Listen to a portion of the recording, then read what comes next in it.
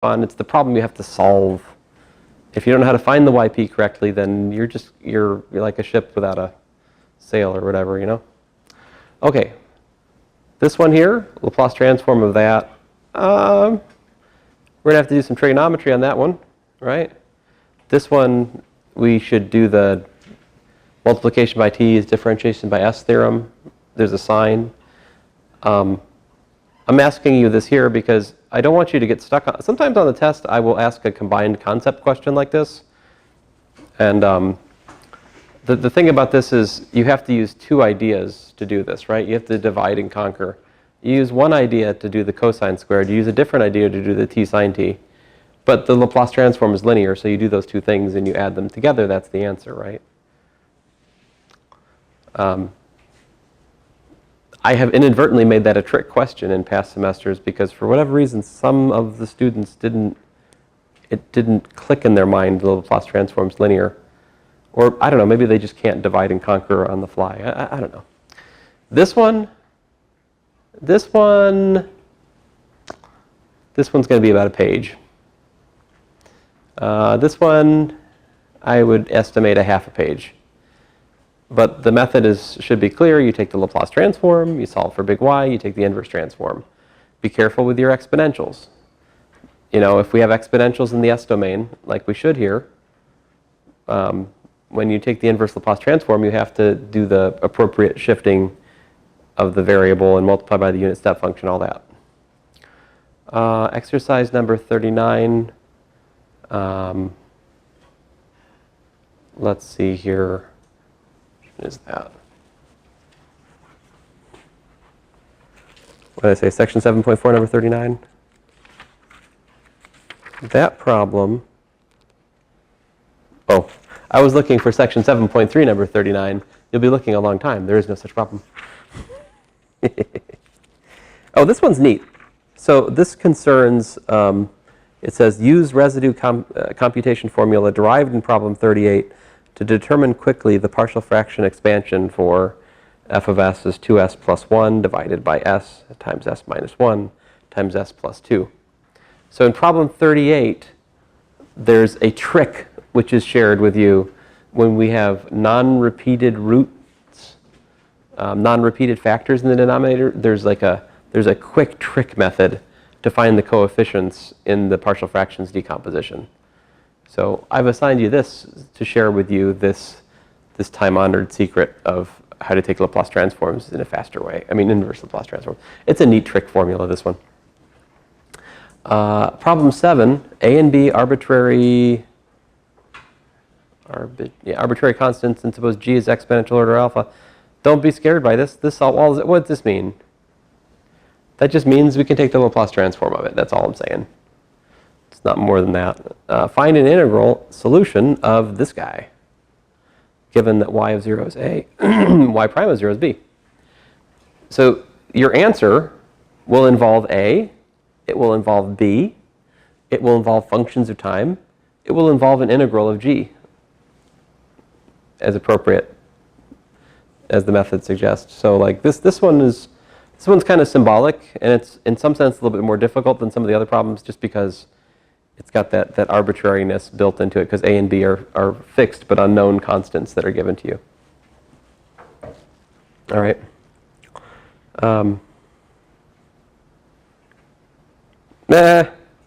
These got out of order. So I find the complete power series solution for this guy, centered at x equal to 0. We did x cubed in class. This is x squared, right? And there was a plus, not a minus, in the class example. I'll tell you what's going to happen. You're going to find that the recursion links indices separated by 4. So like there's going to be a connection between 0, 4, 8, 12, and so forth. And there's going to be a connection between 1 and 5 and 9, like that. There's a fourplicity. And of those sets of indices, 2 of them are going to necessarily be 0. And the other 2 are going to have coupling from the lowest order to the highest. Yeah, that's what I think is going to happen there. I could be wrong, but I think that's going to happen. By the way, I think this is Airy's equation. A-I-R-Y. But I could be wrong about that. Exercise number 11. Now this is actually a Laplace transform problem. I should have put this first. I was trying to put all the Laplace stuff and then the series stuff, but as you can see, I lost track of what I was doing. So sorry about that. Anyway, this one is that one I mentioned, which is actually not at 0. It's at some other point. Example 3 in section 7.5 shows you how to shift from 0 to another point and then shift back. So if you read example 3 from section 7.5, it should help you do number 11, is all I'm saying here. This is not a typo. Oh, come on. Hey. Hey. What was I saying? So I guess problem 26 counts double. I'll just leave it. So yeah. Yeah, anyway, sorry about that. You don't have to write it twice. But you do need to do it for 8.3, yeah. The problem is with 10 and 11. The 12 is, yeah, okay, fine. I'll tell you what those are just briefly here. And then we'll get out of here. I'm trying to explain what they are because one of the students has had the misfortune of not knowing that the start date of the course was June 12th. And yeah, so he started about 10 days late, and then he's still waiting for his book to come for extra fun. So I'm having pity on him and trying to explain which problems these are, at least with words, because, you know how these books are. It's going to have the same homework problems in edition 8. You know, think, no, that can't be. That costs $200. They must have really revised the book by then. No, not really. I don't think so. Because if they did, instructors would go nuts. Let's see here. Some people have favorite homework problems they want to keep using, you know. Let's see here. Where was I? 26 from 8.2. Let me describe that problem. You're given the sum n equals 1 to infinity, a sub n divided by n plus 3, x to the n plus 3 power, and your instructions are express the given power series as a series with generic term x to the k. This problem is just about manipulating the series to be in a different format. We had to use that step in calculations, so I thought it was good to assign a problem. Having it repeated is rather silly. That's probably the simplest problem in the whole homework. 8.3, number 26, on the other hand, is find the first 4 non-zero terms in a power series expansion about x equal to 0 for the solution to the initial value problem. The initial value problem, which is given, is quantity x squared minus x plus 1 times y prime prime minus y prime minus y equal to 0 with initial conditions y of 0 is 0 and y prime of 0 is 1. This would be like what we were doing yesterday, this problem. 8.3, number 26. Problem 13 is much like the example we did at the end of class last time. Find the minimum radius of convergence for a power series solution of this, right? So you got to find the singular points to this differential equation and try to understand how they're related to 1. You should draw a picture in the complex plane with the singular point and the center point in a, some kind of circle perhaps. Doesn't have to be super neat, but I would like some kind of graph to support your thinking. I just think it's a good habit for you guys to get into there. Exercises 1 and 3 from section 8.5. I believe these are Cauchy-Euler problems. And number 22 from 8.6. Here is your Frobenius experience for this quiz. Number 22 from 8.6 is a Frobenius problem, I believe. And it is one of the form, how is it? Use the method of Frobenius to find a general formula. Oh, wait a minute. Whew. Wrong instructions. In problems 19 through 24, use the method of Frobenius to find at least the first 4 non-zero terms in this series expansion about x equal to 0 for a solution to the given equation for x greater than 0. So we have x y prime prime plus y prime minus 4y equals to 0. Let's see here. Let's look at the solution in number 19 in the back of the book right quick for 8.6.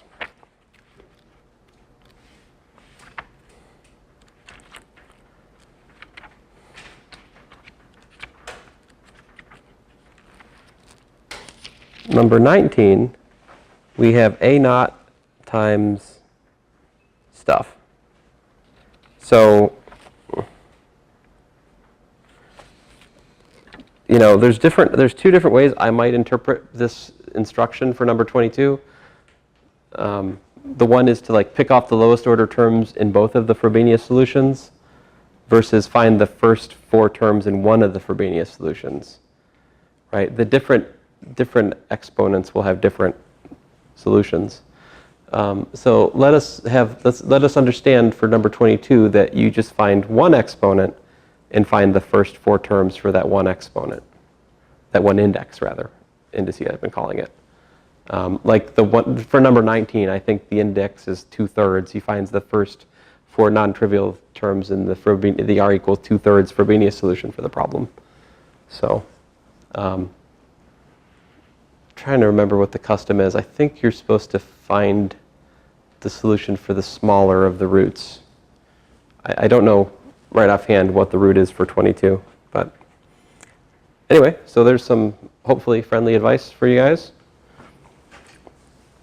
I think, you know, you guys have a good chance at getting all the points here.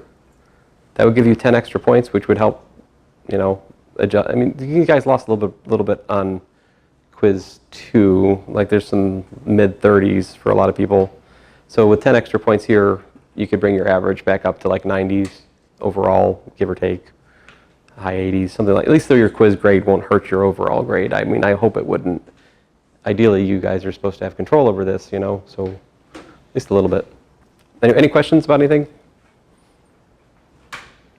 So we meet Monday to go over maybe the solution to these and just general questions you have about the test.